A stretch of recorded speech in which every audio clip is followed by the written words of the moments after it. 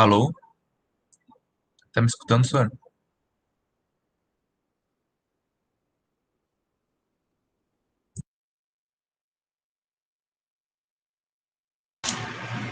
Sim, tô escutando. Ah, uma dúvida. O que que o senhor espera assim no relatório dessa semana? Porque tá, eu assisti ali a aula, mas eu fiquei na dúvida assim, o que que a gente tem que botar como resultado, enfim, esse tipo de conclusão. Tipo, montar o circuito e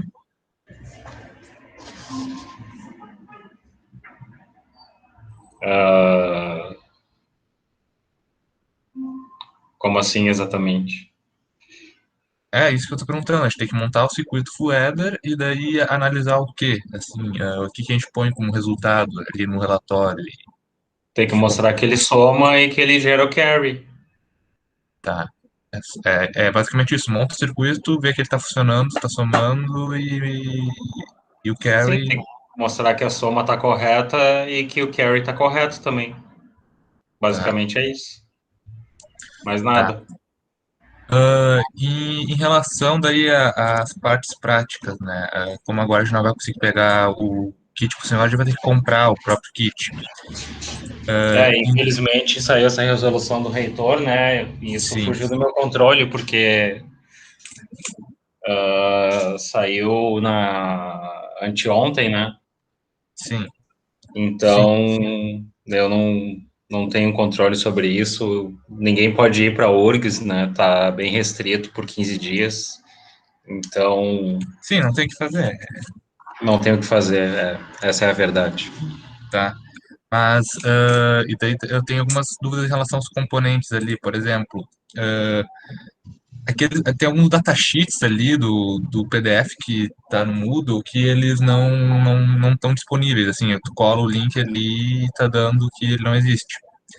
Então, tipo, aqueles componentes ali, eles aguentam, assim, em geral, 1 ampere de corrente ou tem que ser menor ainda? Tem que comprar Não, alguns tem que ser bem resistores? menor. Tem que ser bem menor. Tu tem que. Se tu colocar o nome do componente, é a série 4000 que a gente usa. Se tu colocar a série 4000 datasheet, tu Uhum, vai achar vários sites que explicam que tem o datasheet e no datasheet diz qual que é a corrente máxima que tu pode usar nele.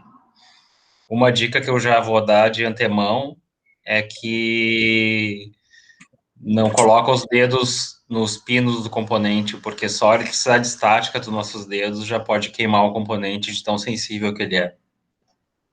tá. Então tem que comprar, além daquilo, tem que comprar resistores também. Pra, Na verdade, eu compraria um potenciômetro de 10 mega e pronto. Não precisa comprar vários resistores. Ou compra uns 3 ou 4 potenciômetros de 10 mega, eles custam menos de R$ 1. tá, potenciômetro de 10 mega. E jumpers, o senhor acha que quantos são necessários, assim, uns 30 tá bom? Ou tem que ser mais? Não, acho que sim, mas tu pode usar fio também, se tu preferir. Só tem que o trabalho de desencapar eles, né? Sim. Mas eu acho que se eu comprar 30 jumpers dá, então, pra fazer. Acho que dá, sim. É que esse trabalho, eu vou dizer que, desculpa a redundância, é um dos mais trabalhosos. Tudo 7 segmentos? Sim, eu vou mostrar hoje o porquê. Tá. 40 jumpers, vou botar aqui. E outra dúvida, e duas protoboards ou uma protoboard? É que eu falei com pessoas que tiveram que usar duas protoboards para fazer. Depende do Esse só tamanho que Depende do tamanho da protoboard. é 800 pontos foi que eu vi para comprar. Bom, acho que eu vou comprar duas. Depende do tamanho da protoboard, porque se tu usa uma protoboard muito pequena, tu vai precisar de duas mesmo. Se tu tem uma protoboard maior, aí tu não precisa. Tá, tá bom. O display ele tem que ser de cátodo ou anodo? Tu tinha falado uma vez, mas tu tinha sugerido, acho que era o cátodo, né? Eu vou explicar hoje também.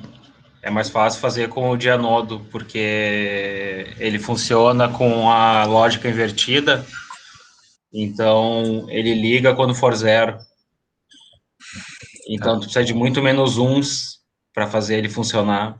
tá, tá bom. Então o teu circuito fica menor. Tá. Era E isso. eu, Obrigado. eu já recomendo comprar mais de um, porque ele também é muito sensível e barato, mas ele é muito sensível, então queimar um LED dele é muito fácil. Tá, beleza. Valeu. Então, o ideal nesse caso, tu vai precisar de um resistor para cada um dos LEDs, né? Porque como o LED é muito sensível, tu vai precisar pelo menos de um resistor de 1K para cada LED.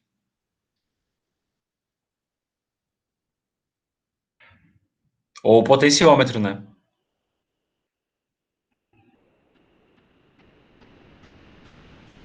Valeu.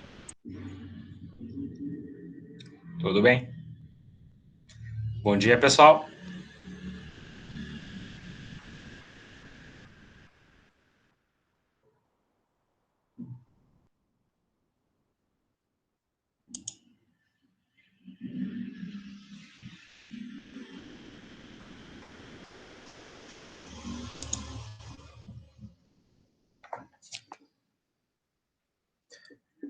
Eu vou dar a primeira meia hora no máximo de aula para dúvidas para a prova de segunda-feira.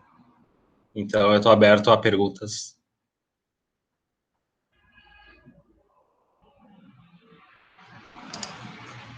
Se alguém tem alguma dúvida, né? Senão a gente segue para a matéria.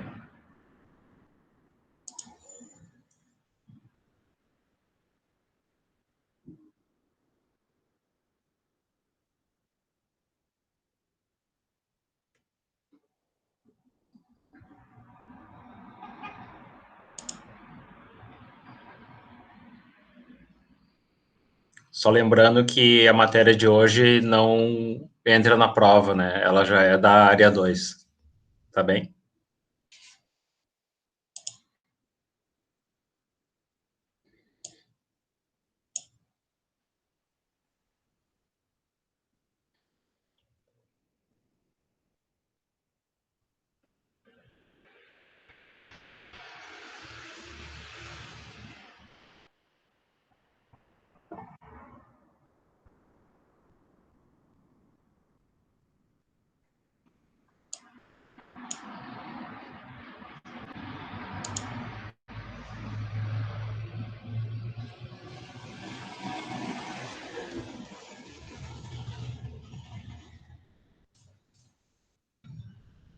Eu estou disponível para dúvidas também pelo WhatsApp, né? Como sempre.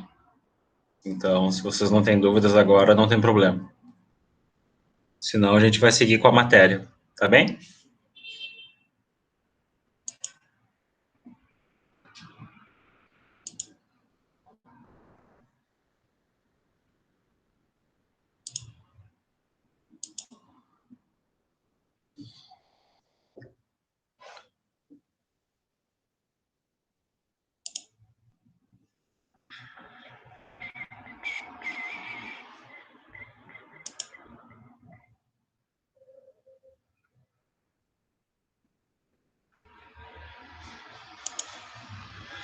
Então, o que nós estamos vendo aqui?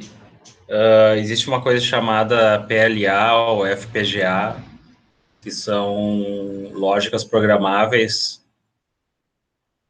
que nos permitem fazer todo o trabalho de construção do circuito de forma mais ágil, porém ela tem vantagens e desvantagens que eu vou citar agora.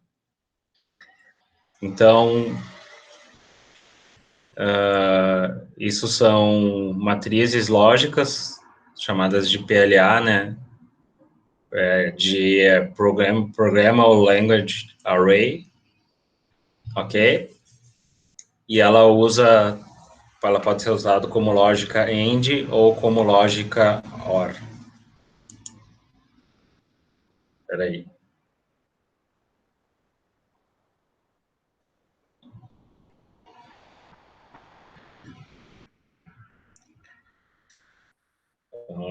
Só um pouquinho.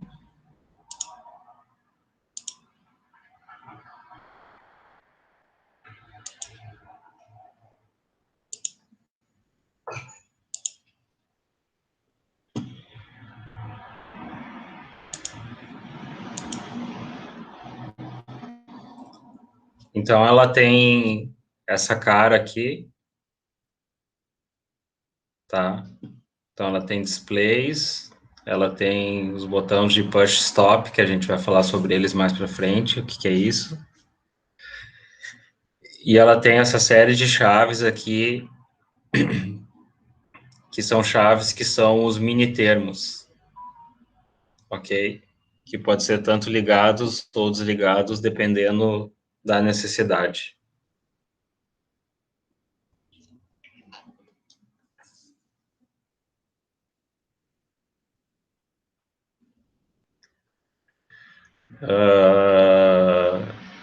Isso são as coisas mais simples, ela também tem entradas e saídas, e também pode ser programada via software, que é o VHDL, que a gente vai falar também dele mais à frente.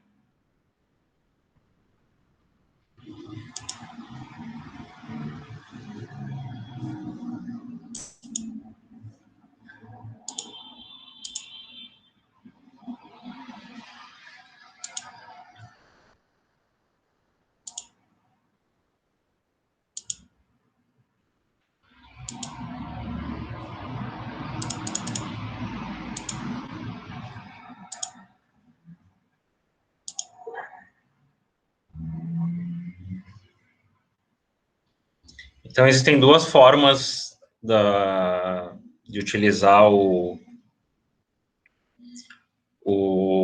FPGA ou o PLA, que são os mini termos, e ele pode ser composto de portas ENDs ou de portas NOR.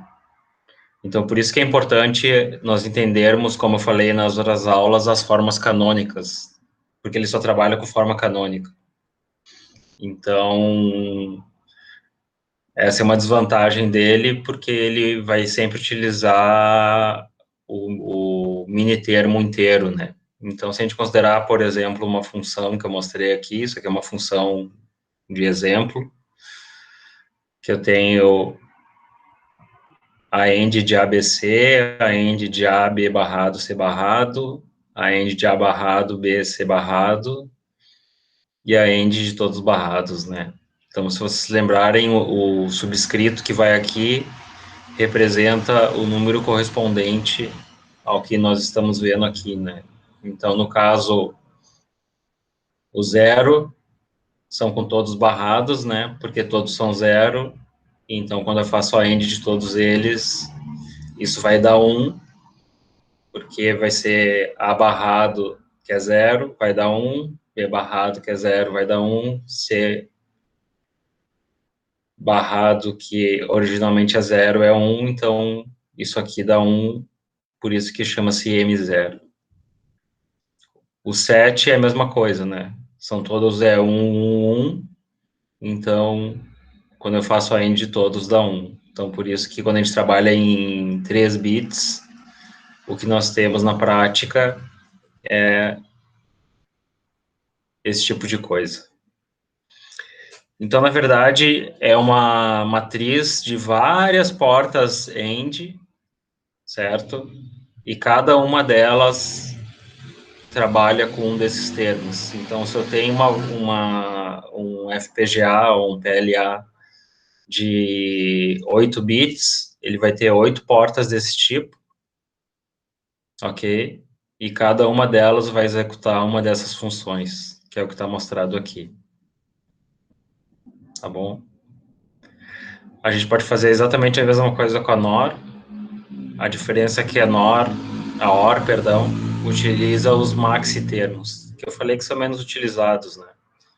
Que ao invés de fazer a,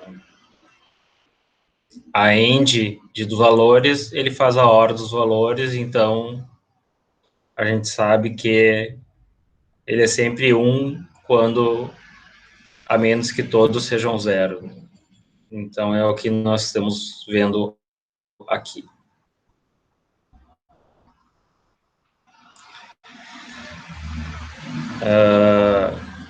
Essa parte eu vou pular porque é um pouco maçante e eu já expliquei antes. Ops, daí.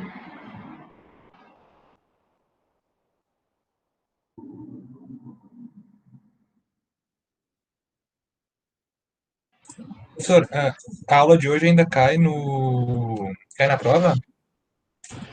Os conteúdos É, da aula de hoje? foi como eu disse no começo, isso aqui já faz parte da área 2, né? Ah, tá. Então, resumindo, quais são as vantagens disso, né? Rapidez da implementação, que é como eu mostrei aquele dispositivo, nós simplesmente ligamos ou desligamos a chave de cada mini termo ou maxi termo que nós queremos. E aí, então, é muito mais rápido do que utilizar os componentes, como vocês vão ver na hora de fazer os circuitos manualmente.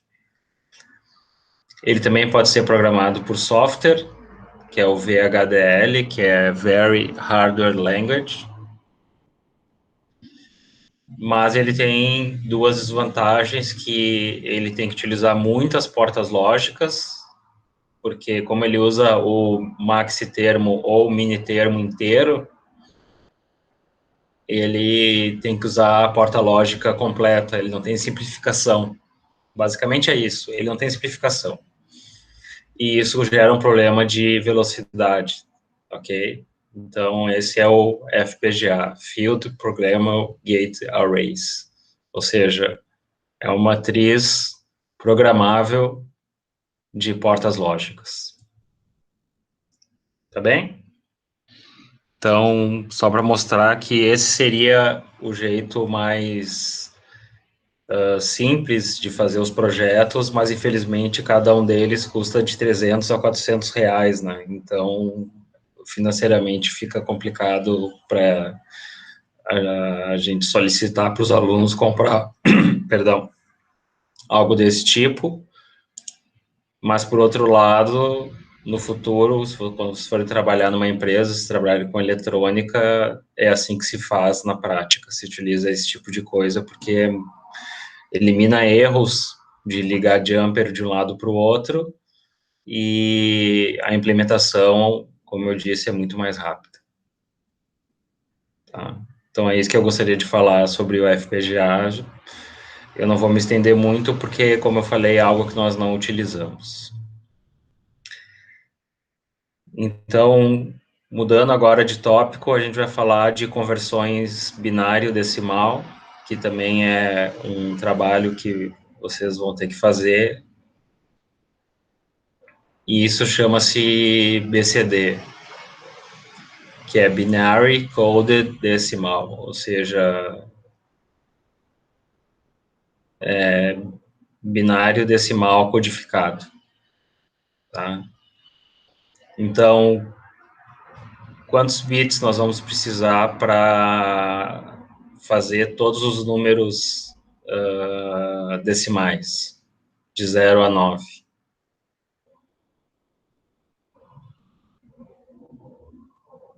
A resposta já está aqui, né? 4.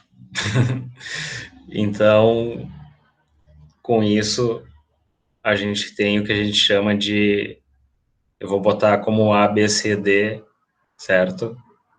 Que vão ser os números binários, os valores binários que vão gerar os números decimais correspondentes. Isso está sendo mostrado aqui. Então, se eu quero 0, eu sei que é 0, 0, 0. Se eu quero 1, a gente segue aquela lógica de somar mais 1. Então, vai mais 1 aqui.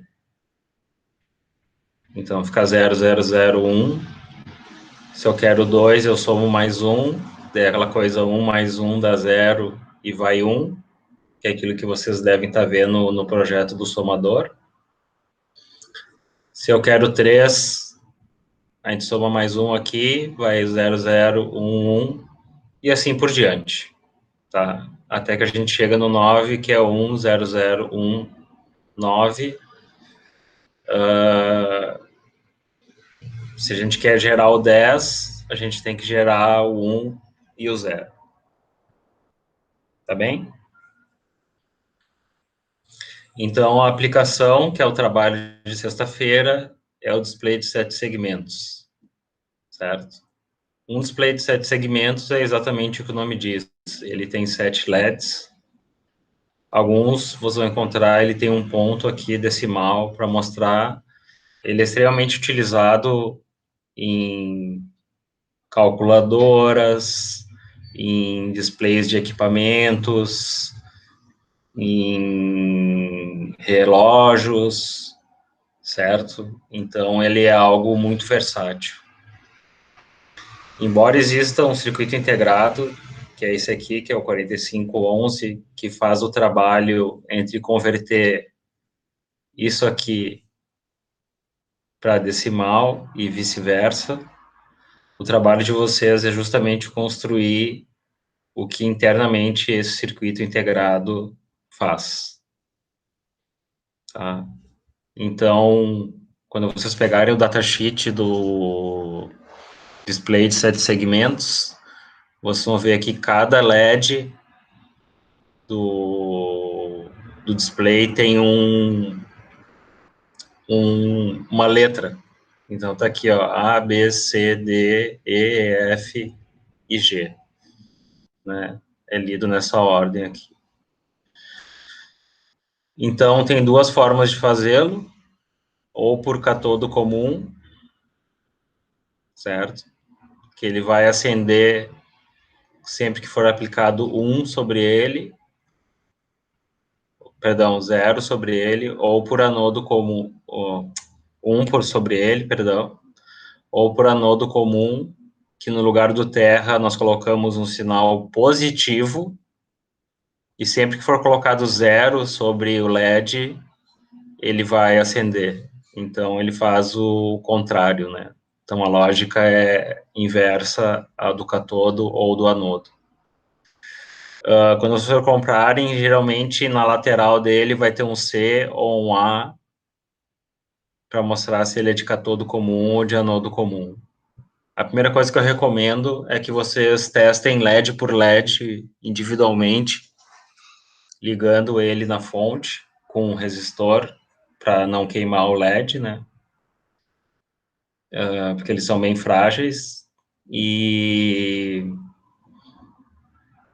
verificando se todos estão funcionando corretamente, né? Porque eles são bem fáceis de queimar.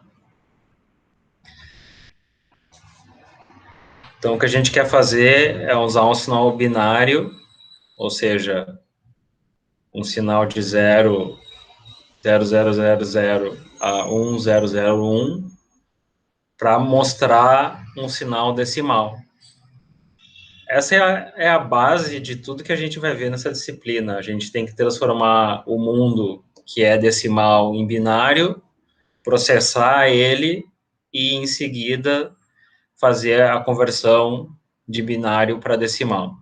Então, nesse primeiro momento, o que a gente vai fazer é metade desse trabalho, é pegar o que já é binário e transformar em decimal, mostrando no display, nesse caso, o display de 7 segmentos. Então, a gente vai usar um sinal binário para formar um valor decimal. Então, o trabalho inclui vocês colocarem 4 entradas, tá? Que vai ser A, B, C, D, que são essas entradas aqui. Então, você tem que mostrar um vídeo mostrando todas essas entradas, e isso vai gerar que os LEDs de A a G vão acender ou não, formando todos os números de 0 a 9. Basicamente é isso. Tá? Então, eu meio que já expliquei o trabalho de sexta-feira, mas eu vou explicar agora como é que a gente pode fazer ele de forma mais simplificada e como é que a gente pode fazer com que ele não seja tão complicado.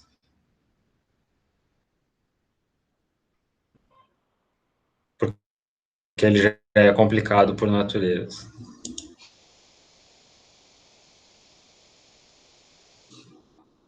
Que meu computador voltou.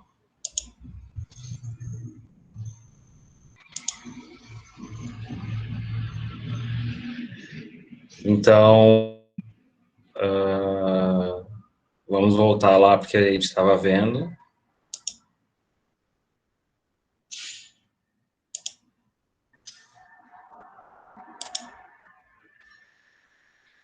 Eu saí e entrei, vocês ainda estão enxergando aqui o PDF? Sim.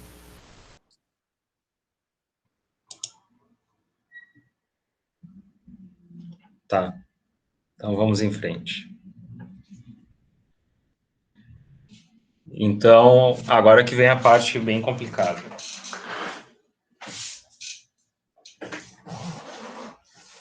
Deem uma olhada naquela tabela verdade por um instante e me digam o que vocês acham.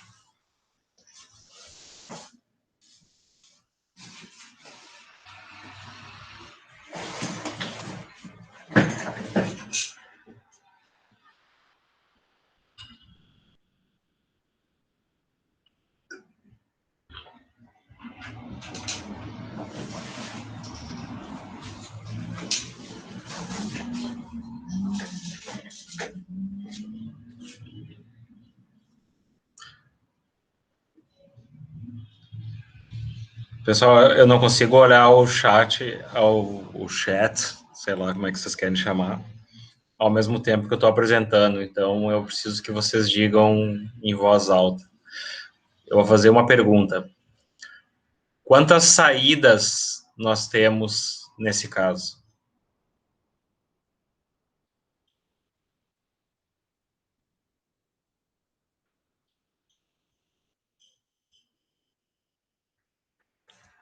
Sete saídas?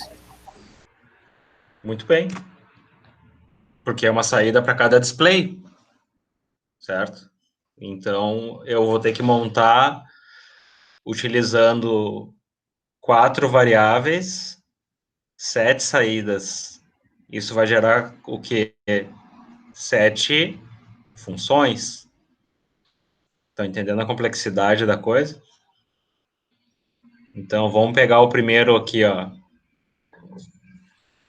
O zero. O zero, para acender o zero, eu tenho que acender todos os displays, todos os LEDs, perdão, menos o do meio, menos o G, certo? Então, se eu usar catodo, eu fiz para catodo, mas como eu falei para anodo, fica mais simplificado. Então, eu tenho que acender todos os LEDs menos o G.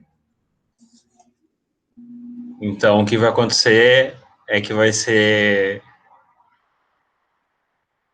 para o 0, 1, e o G é 0. Ok? Se eu quero gerar o 1, eu tenho que acender esses dois aqui, o B e o C. Então é o que está mostrado aqui, ó. B e C é 1 e o resto é 0. Se eu quero gerar o 2, eu tenho que acender o A, o B, o D, o E e o G, né? O 2 é assim, né? Certo? E isso vai seguindo em frente. Mas a questão mais importante que eu quero que vocês entendam é que cada LED é uma saída. Então, eu tenho que olhar para a coluna, certo? Então, eu tenho que olhar para essa coluna, para esse LED, o LED A, por exemplo. Quando que ele tem que ligar? Ah, ele tem que ligar aqui, aqui, aqui, aqui, aqui, aqui, aqui, aqui e aqui. O LED B vai ter que ligar em uma, duas, três, quatro, 5, 6, 7 situações. Né? Então é o que está mostrado aqui, ó. Cada coluna forma uma função, tá bem? Então, para o LED A, vai depender de ABCD, para o LED B também depende de ABCD, e assim por diante. Então, vejam só vocês o que vai acontecer. Eu tenho para o LED A, certo? Então, Para o LED A, a primeira entrada é 0, 0, 0, 0. Então vai ficar A, B, C, D, todos barrados, porque eu quero que ele seja 1, eu estou usando mini termos, tá? Depois, para o 2, vai ser A barrado, B barrado, C, porque o C aqui é 1, então ele não é barrado, D barrado. Depois para o dígito 3, é 0, 0, C, D. Então é A barrado, B barrado, CD, e assim por diante. Então, vocês têm que gerar só para o LED A uma função desse tipo. Isso aqui é a forma canônica, obviamente. Para o LED B, segue a mesma lógica. Depois tem que fazer para todos os outros. Então, vocês imaginam o tamanho que isso vai ficar. Mas, existem formas de simplificar isso, que é o que a gente vai ver agora. A gente pode simplificar isso aqui à mão, usando todas aquelas propriedades que nós já vimos de álgebra booleana, ou a gente vai usar uma coisa chamada mapas de Karnaugh, que é uma simplificação visual. Tá? Então, simplificação por álgebra se chama também de lógica aleatória, ou random logic, né? Quando se usa mapas de Karnaugh, se chama full custom, ou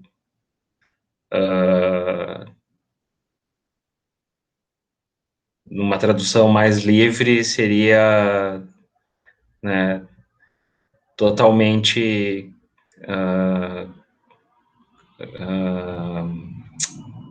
me fugiu a palavra, mas enfim, seria a forma mais correta de fazer.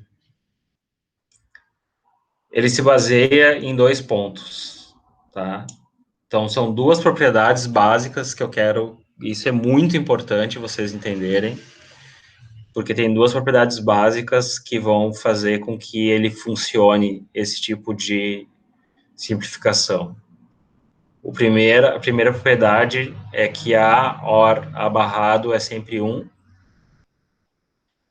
e qualquer variável end 1 é a própria variável, né? Isso a gente pode verificar simplesmente pensando que, no primeiro caso, se eu tenho 0 e o barrado vai ser 1, a saída é 1. E se eu tenho 1 OR 0, a saída também é 1. No caso da end, mesma coisa, né? Se eu tenho 1 end qualquer variável, no caso, se for 0, vai ser 0. Se for 1, vai ser 1. Tá bem? Então, eu vou fazer uma primeira simplificação aqui à mão e depois eu vou mostrar como é que se usa esses mapas para simplificar as funções. Então, vamos pegar aqui uma função genérica, isso aqui é um exemplo, de A, B, C, ou seja, de 3 variáveis, que está aqui, ó, ABC, ABC barrado, A, B barrado, C, ABC. Então, eu vou pegar esses 2 termos aqui, eu posso colocar A, B em evidência, fica C, OR, C barrado, isso aqui é 1, né, sempre, por causa disso, isso fica AB. Se eu pegar os outros 2 termos, a gente fica A, B barrado, C, ABC. Eu posso colocar o AC em evidência, que foi o que eu fiz aqui. Deveria ter colocado o C aqui para frente, para ficar mais didático, desculpa. Mas o que acontece é que isso aqui também é 1, então fica AC. Então, no final, eu vou ficar com AB, que foi o primeiro termo que eu achei aqui, e depois com AC, e no final eu fico com A, BC. Ou seja, eu transformei uma função que teria 1, 2, 3, 4, 5, 6, 7, 8, 9, 10, 11, 12, 13, 14, 15 portas em 2 portas. Isso é muito importante vocês notarem o quanto a simplificação facilita a vida da gente.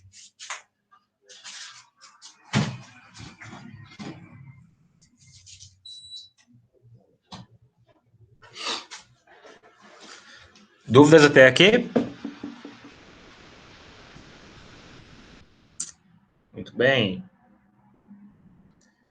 Então eu vou começar com coisas que nós já conhecemos, tá? Eu sei que está meio desfocado, mas vai dar para entender. Eu vou pegar um mapa só de 2 variáveis, que não resolve muita coisa, porque 2 variáveis é muito fácil simplificar, mas só para vocês entenderem o conceito principal, depois a gente vai passar para condições onde eu tenho 3, 4, 5, 6, 8 variáveis, que é o caso, por exemplo, de 4 variáveis do display de 7 segmentos.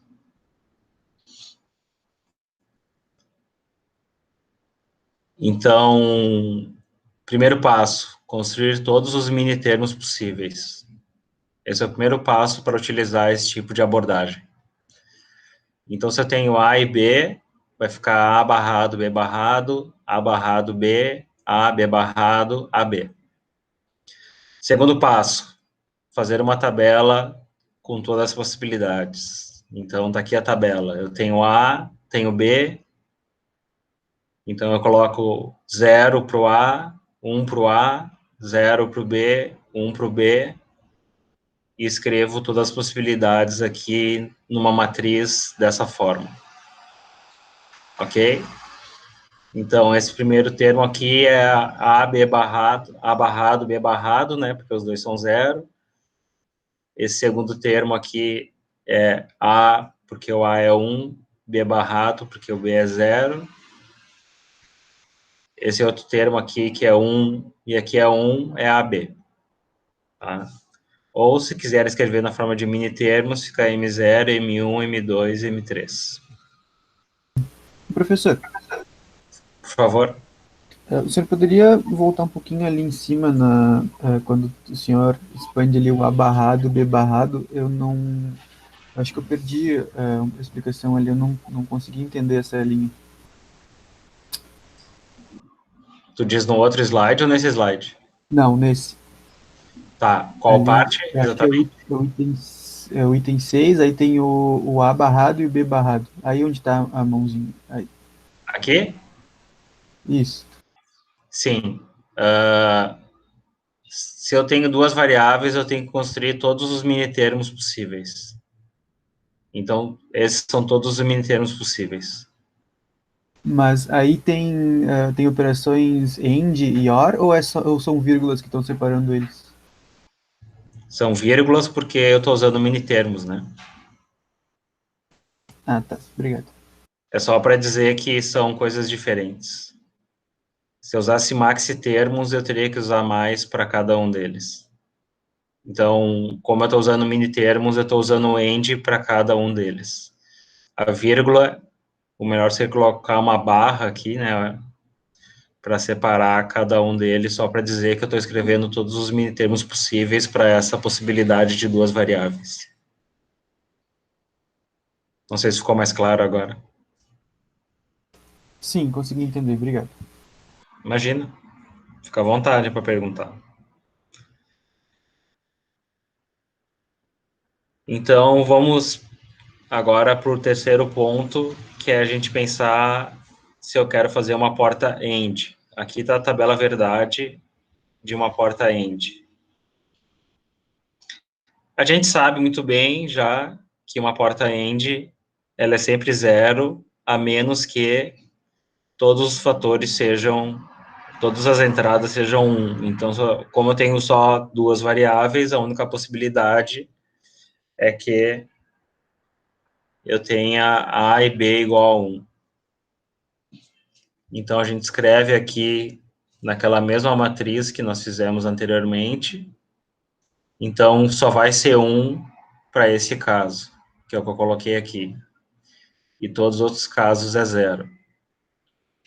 Então, eu tenho apenas um único 1. E o que me mostra é que uma porta AND já é a porta mais simples possível para esse caso. O que não é muito explicativo, mas é só para vocês terem uma ideia do que a gente vai fazer agora, porque a gente tem que localizar todos os termos uns adjacentes. Eu não tenho nenhum termo 1 adjacente nessa parte da tabela. Esqueçam essa parte aqui de fora. Por isso que eu botei essas barras aqui. Eu tenho um sozinho aqui, então isso aqui é simplesmente AB, que é uma porta AND. Tá bom? Mas vamos fazer então para NAND. A NAND é mais interessante. A NAND é sempre 1, que é o contrário da AND, né? O inverso, perdão. Então, ela só é 0 quando ambos são 1, que é o que nós temos aqui. Então, quando eu escrever todos os minitermos, eu vou ter vários 1s aqui. O único 0 que eu tenho é quando A e B é 1, que é esse caso aqui. E aí vem o ponto-chave de utilizar esse tipo de abordagem para simplificação. Nós entrelaçamos, como está mostrado aqui, os 1s adjacentes. E isso só pode ser feito em pares, ou em números pares. Então, só posso fazer para 2, para 4, para 8, para 16, 32, e assim por diante. Eu não posso entrelaçar 3 1s, por exemplo. Isso é muito, muito importante. Tá bem? Então, vamos ver como é que fica. Eu vou pegar essa primeira parte aqui, que eu tenho 2 1s. Isso é A barrado, B barrado, que é esse primeiro termo aqui. O segundo termo é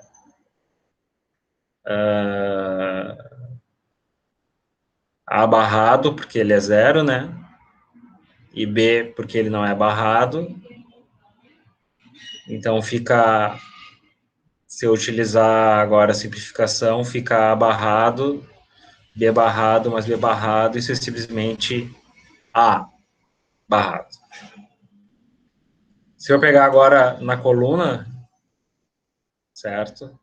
Eu tenho A barrado, B barrado, OR A, B barrado fica em evidência, então fica A, OR, A barrado, isso é B barrado. Então, simplificando dessa forma, a minha função final ficaria A barrado, OR, B barrado. Se nós utilizarmos De Morgan, a gente fica com A AND B barrado, que é o quê? Uma porta NAND. Ou seja, a porta NAND já é a porta mais simples possível.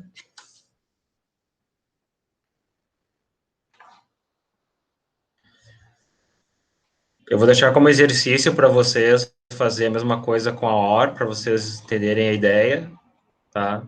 Eu não vou passar por toda a explicação para não chatear demais vocês. A coisa fica mais interessante quando a gente aumenta para 3, 4, 5, 6 variáveis. Então, quando nós temos, por exemplo, 3 variáveis, o primeiro passo é tratar 2 variáveis como um grupo e uma independente. E escrever todos os minitermos. Então, nesse caso, eu tratei o A numa coluna como 0 e 1, e o B, AND C, ele trabalha nessa coluna aqui de forma diferente.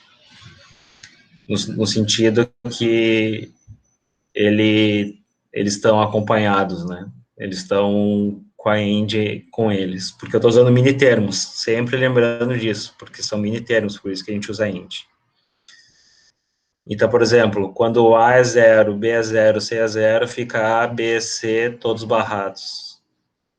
Quando A é 0, fica A barrado, B é 0, B é barrado, C, que é 1, não é barrado. Quando todos são 1s, fica ABC, por exemplo. Então, o que a gente tem é isso que está mostrado aqui, ó, M0, M1, M3, M2, M4, M5, M7, M6. Aí vem a pergunta que sempre me fazem. Mas por que não é 00, 01, 10, 11? Porque duas variáveis adjacentes são iguais, porém uma é invertida sempre. Porque as colunas adjacentes e as linhas adjacentes têm que diferir em apenas um bit. E o motivo para isso é isso aqui, ó. Isso só funciona porque se eu passar de uma linha para outra, uma variável que não era barrado antes, depois ela fica barrada e isso vira 1 e simplifica a questão. Se eu trocar duas vezes a variável, eu não posso mais usar essa propriedade e isso não funciona. Certo? Então, acho que um exemplo é a melhor forma de mostrar como é que isso funciona. Isso aqui é uma função f genérica, isso é um exemplo. Eu sei que está meio fora de foco, mas aqui a gente tem a tabela verdade dela, vai de 0 a 7, então é 0, 0, 0, 0, 0, 0, 1, 0, 1, 0, 0, 1, 1, e assim por diante até 1, 1. E aqui estão as saídas, 1, 1, 1, 1. São 4 saídas iguais a 1. Então, vamos lá, como é que nós construímos o nosso mapa de Karnaug, ou nosso mapa também conhecido como mapa K.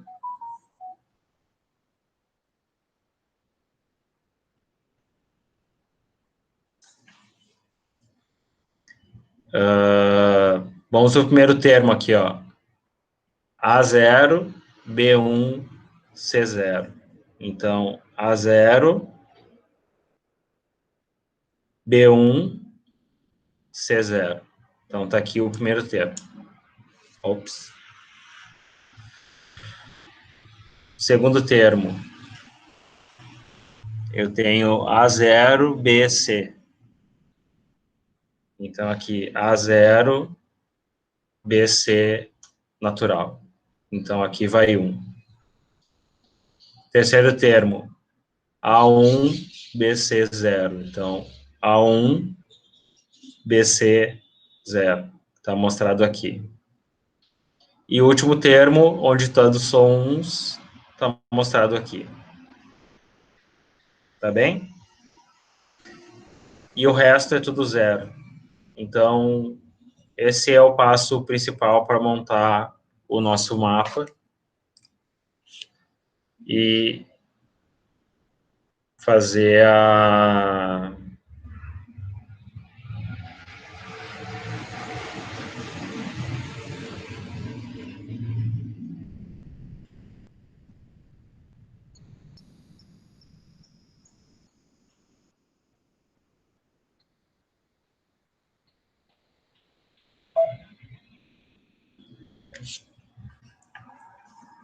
esse tipo de coisa.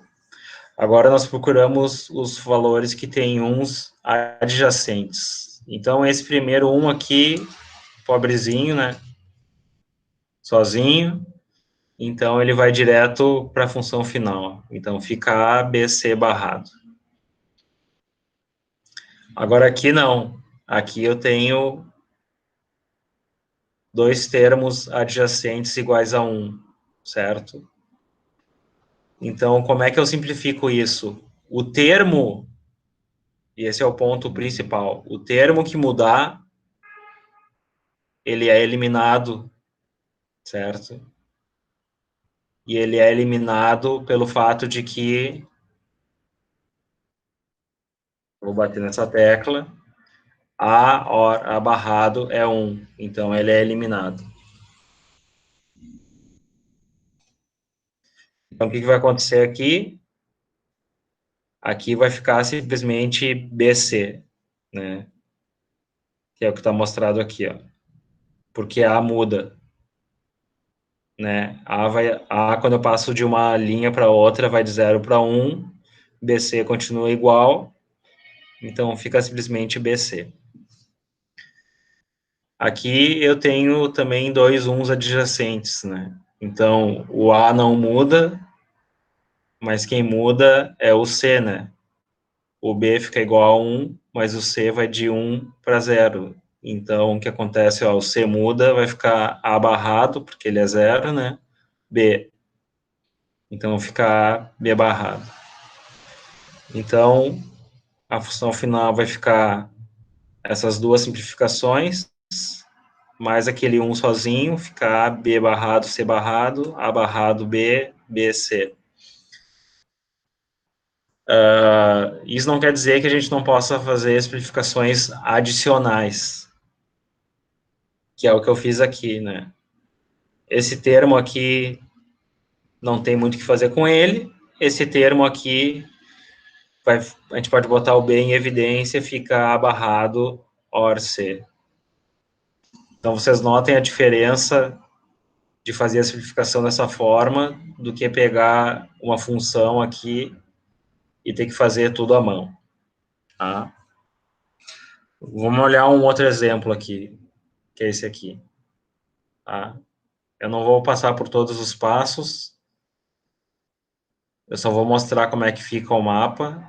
Então, toda essa linha aqui, ó, toda vez que o A é 1, a saída é 1, então por isso que aqui é tudo 1, certo? E eu tenho mais dois termos aqui que são 1s, que são esses termos de cima. Tá bem?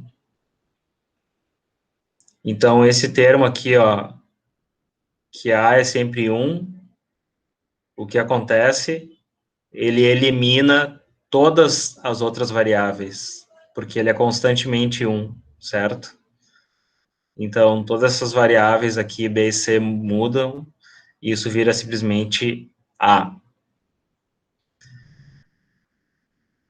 Só que a gente tem que pensar que isso aqui pode se conectar com o outro lado. Isso aqui, na verdade, como eu vou mostrar no próximo slide, é como se fosse um cilindro, certo? Então, eu posso pegar esses dois valores daqui, com esses dois valores daqui, e isso vai ficar simplesmente C barrado, por quê?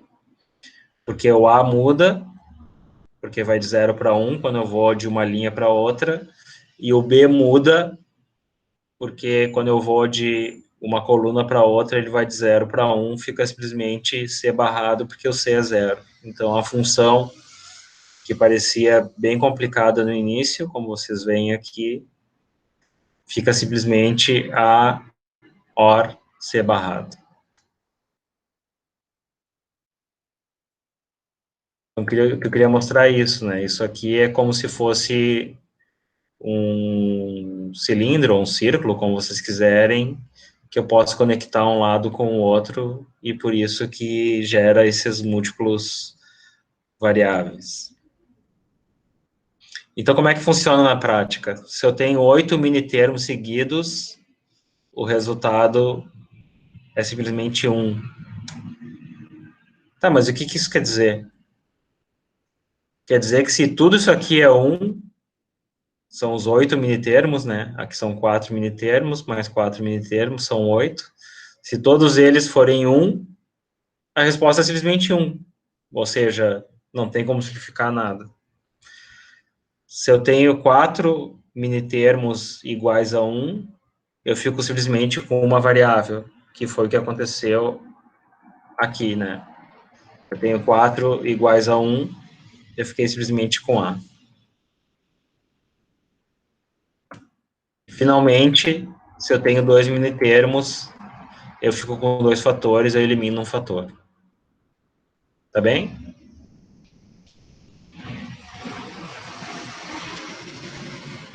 Para complementar, a gente tem uma coisa chamada situação de don't care, ou não importa, que não afeta a aplicação, que pode ser 0 ou 1. Então, vocês vão encontrar, em alguns casos, quando tem um X na saída. Quer dizer que para aquele projeto, ou para aquela situação específica, não importa qual que é o valor de saída. Aí, quando nós montarmos o nosso mapa, nós vamos escolher qual que é o valor, se é 0 ou se é 1, geralmente é 1, que faz a maior simplificação, tá? Então, eu vou deixar também como exercício, vocês vão chegar nesse resultado aqui.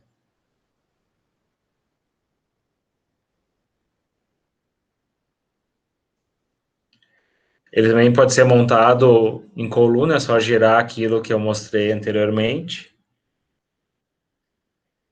E aqui, finalmente, um de 4 variáveis, não muda nada do que eu já falei, a única diferença é que agora nós agrupamos, antes a gente agrupava B e C, agora a gente vai agrupar A, B aqui e C, D do outro lado. Tá bem? Então, a gente vai ficar com essa matriz bem maior, né? Então, agora nós temos 16 possibilidades, o que cria um mapa muito mais complicado. Então, eu vou colocar isso aqui no Moodle depois, para vocês poderem darem um zoom e enxergar melhor. Mas aqui está mostrando todas as possibilidades que eu pude encontrar para simplificar.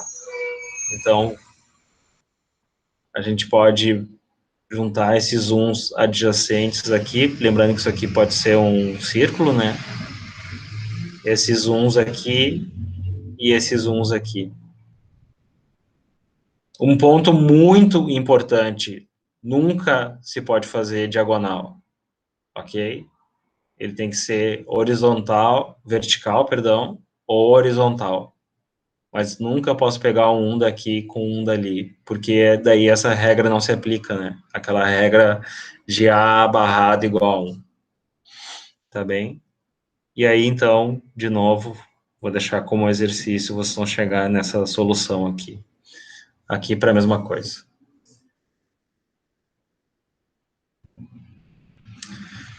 Então, falando do display de 7 segmentos, é aquilo que ele tem essa cara aqui, só para encerrar, então, a aula. Então, ele tem A, B, C, D, E e G. Então, para o A, ele vai ter esses valores aqui. Para o B, esses valores aqui. Para o C, esses valores, e assim sucessivamente. E aqui, eu só queria mostrar como que eu usei um mapa desse mesmo tipo que eu acabei de mostrar para pegar aquela função enorme lá do começo. Deixa eu ver se eu consigo voltar lá. Não, passei. Olha o tamanho que era essa função. Certo? E agora, utilizando esse tipo de abordagem, eu consigo transformar ela numa função muito mais simplificada do que nós tínhamos antes. Certo? Então, é isso que você tem que fazer no projeto. Eu vou explicar melhor na sexta também, mas vão ter que escrever uma função para cada um dos LEDs, aplicar um mapa desses e simplificar eles e depois fazer a implementação na protoboard. Basicamente é isso.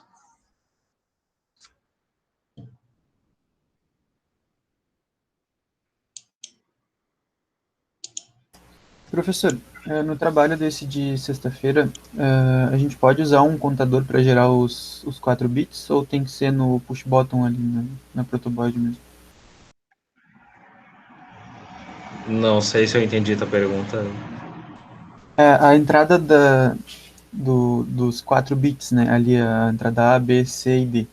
A gente Tá. pode usar um contador para fazer a geração desses 4 bits naquela ordem da tabela ou tem que ser construído na hora assim da apresentação, apertando o push button que corresponde ao nível, à entrada A, apertando da entrada B, C e D. Não, faz como tu preferir. Tá bom. Só tem que mostrar todos os números de 0 a 9 na outra semana, na outra sexta-feira. Alô, professor, Sim? tá me ouvindo? Olha só, senhor, Sim.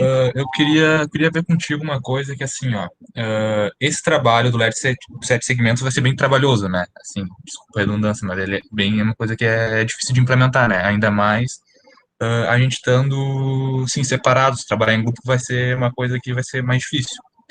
O que eu queria te propor é que o seguinte, na semana que vem, além de ter a prova de eletrônica, a gente tem a prova de teoria eletromagnética, que é bem difícil, e também teria que fazer esse trabalho do LED de sete segmentos. Não seria possível para esses trabalhos, só para esses trabalhos que são assim, mais difíceis, o senhor, em vez de dar uma semana, dar 2 semanas de prazo para a gente entregar? Eu estava vendo aqui de acordo com o calendário, e se a gente fosse fazer carreirado, sim, todos os projetos, sem parar nenhuma semana, a gente terminaria lá por abril, mais ou menos, e o semestre vai até maio. Então, não sei se teria muito prejuízo. E para a gente ficaria bem melhor, porque se a gente tiver que fazer esse trabalho semana que vem, mais prova de teoria eletromagnética, mais prova de eletrônica, que tem que ser feito, não vai dar, entendeu? A gente vai ter que fazer escolhas nisso, porque, enfim, Não, eu mas queria. eu avisei isso. Esse trabalho não é para outra semana, ele tem 2 semanas para fazer. Ah, ele tem 2 semanas para fazer esse. Tipo, não é para Sim. entregar, então, não é para entregar no dia 5, então é no dia 12 que é para entregar esse. Não, ele é para entregar no dia 5. Tá, mas daí no dia 5 você vai passar na sexta e já vai ter uma semana para fazer.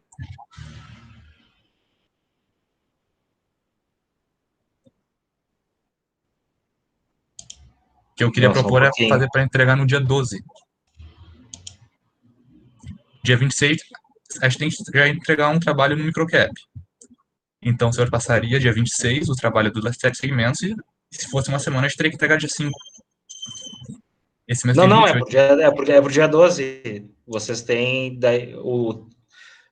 Deixa eu explicar melhor. Tá. Essa sexta-feira você tem que entregar o trabalho do somador, Sim, correto? sim, Aí eu vou passar o trabalho do LED, correto? correto. Na outra sexta-feira, eu não vou passar trabalho nenhum. Vocês Tá, vão continuar trabalhando no trabalho do LED, tá. E do daí, display, perdão. sim, Aí esse trabalho do display vai ser entregue dia 12. Aí sim eu vou passar um trabalho novo. tá, beleza. E então a gente pode fazer mais tranquilo esse do display, porque realmente, senão ia ficar muito apertado para entregar no dia 5, né? Não, ele é Ele, muito trabalhoso. Esse trabalho, eu já vou até já falar para vocês, porque eu tenho o cronograma aqui aberto. Esse trabalho e o trabalho da sinaleira e o trabalho do cronômetro, eles são feitos em duas partes. tá, Dessa forma. Então duas quer semanas, dizer então. que, sim, então quer dizer que no dia 5 não tem trabalho, entendeu? Aham, tá. Na verdade, não tem nem aula. Vocês vão simplesmente seguir trabalhando no projeto. Uhum. E então tá. E daí, deixa eu ver mais uma coisa. Tá, então dia 12. E aí daí a gente vai encarreirando assim os outros trabalhos, né? E daí esses trabalhos então são mais trabalhosos, a senhora vai dar duas semanas ainda para fazer, no caso. Foi que eu Outros que tinha são mais proposto. trabalhosos vai ter 2 semanas. Tá. Ah, tá, é melhor, é porque senão é. Ah, tá, e outra coisa que eu queria ver é a nota vai ser sobre 10 trabalhos, né, em vez de 12. O senhor vai descontar as duas menores, o senhor falou, né? São 9, na verdade. São Porque são 9, 11 trabalhos. são 11. Tá. Isso inclui também os projetos, tipo assim, todos, né? Assim, por exemplo, se a gente não conseguir fazer um e daí não entregar, se tá dentro dos dois lá, a gente desconta essa nota, né? Na hora de fazer a média. Exatamente. Tá, Daí vai ser feito sobre 9. tá, Sobre as melhores 9 notas. tá, beleza. Era isso que eu queria saber. Tá, obrigado. Sim, imagina. Porque são 11 trabalhos. Aham, entendi. Então, como vocês podem não entregar dois, então a média da parte prática é feita sobre 9 trabalhos, é a média aritmética dos 9 trabalhos. Tá, tá bom, obrigado. Imagina.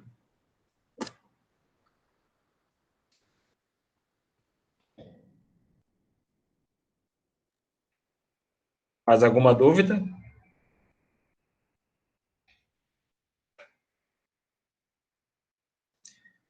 Até sexta, pessoal. Um abraço.